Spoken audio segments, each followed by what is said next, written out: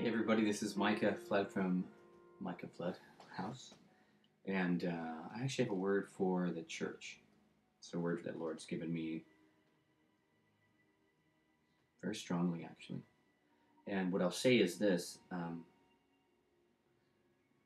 I've been aware of situations where people have been in a sinful behavior, or they have been in a situation where they have not walked accordingly to the scriptures, or not been walking in the spirit, or just walking in the flesh and sinning sexually, or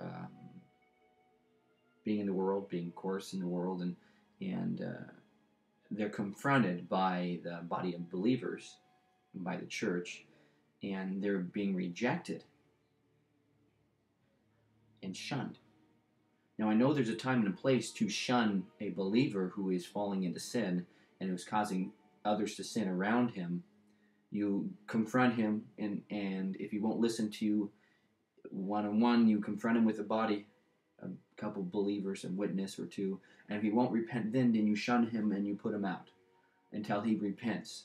Now, there's a time and a place to discipline and correct your children and to the sheep of the flock, but I've been more aware lately of people falling into sin in my past life, and they're not been fully restored. Scripturally, it speaks of if they repent and they come to you in confidence and saying they are wrong, that you fully restore them, not partially. Yes, you be aware that they have a weakness. You watch them and you do not put them in that situation, sure. And if they were wise and godly too, they would not also put themselves in that situation, and they would understand why. You're not. But they're not being fully restored in faith.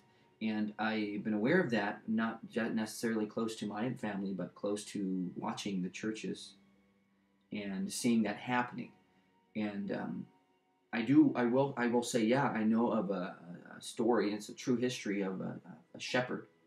Shepherds would, if a sheep wandered so much and he would not stay with the flock, he would take his staff and he would pop and break one of the lamb's legs. And therefore, after breaking it, he would mend it and take care of it. And he would carry the little lamb on his shoulders around his neck for the duration of the recovery time.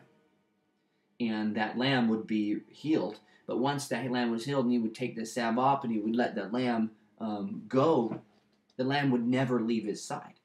So don't throw the baby out with the bathwater by breaking the sheep's leg, but never fully restoring him. That is not right. We know that the scriptures speak of it fully. If a man is repenting and he comes in a repentant heart, that you are to fully restore him. And there are also times where you be very watchful and careful. Now, even if he is a lamb and he becomes a wolf, if he repents and you restore him fully.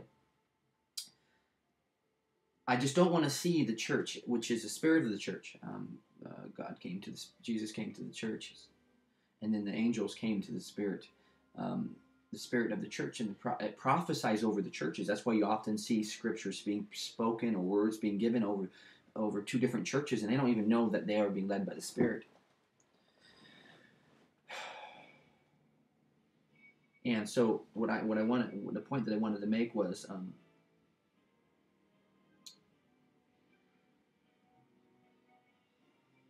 I just want you to be careful, church. Be careful of not being religious. Be careful of not realizing that we are human beings that are going to fall, and that you're not supposed to toss pillows out in front of us. So it lessens our fall every single time, so we never grow up, and we're always constantly drinking milk. We never eating the meat. We're never getting into the meat because you're constantly throwing pillows in front of the sheep, and they can't fall. They can't learn that we live in a life that shapes us. And God puts trials and tribulations, and you may be tossing pillows in front of someone who's falling because they're falling into some sin, or there's a trial coming their way that the Lord placed there, and you're lessening His effort and His effect. You guys will be more aware of this with the Spirit speaking to you and Him confirming this word. But you often will open up the scriptures and you'll read Psalms, or you'll read the book of Genesis. You'll read the book of about Moses, and you'll pop these scriptures out and you'll read them and you'll affirm these scriptures, but you don't realize who they came from. David was a murderer. He was a premeditated murderer, and he was also a adulterer. He committed adultery. Moses also was a murderer. He killed the guard, uh, Pharaoh's guard that was mistreating the slave or servant. So you've got to realize that God came to those people and He changed the world through broken and gross sinners. And they repented, yes. Paul changed the world, the Christian world. He was a murderer. I mean, he literally committed murder by proxy. I mean, he was there holding the cloak saying, you can murder him. I'm the law. I give you the right to murder him. And it was not just murdering. It was not just deaths. They were being murdered for persecution's sake. So I would say to the churches, I would say to you who may have the heart to listen, that I do not challenge you in any way, but I implore you to search yourself out. Am I doing this? Now, why are the sheep sinning? Why are they falling into sexual immorality? What is their cry? And why are they saying it? You know, what are the sheep saying? Why are they doing it? Because oftentimes you listen to the sheep and they'll tell you why they're doing it. Straight up tell you. So be touchable, teachable, and reachable. Leaders that are standing there in front of thousands or hundreds or tens. Be touchable, teachable, and reachable. Because otherwise, what is there? What are we, gods? I'm a leader by the Spirit. I don't have a church. I have my wife who I lead and guide. I'm a leader in my heart. I got a father's heart. I don't even have kids.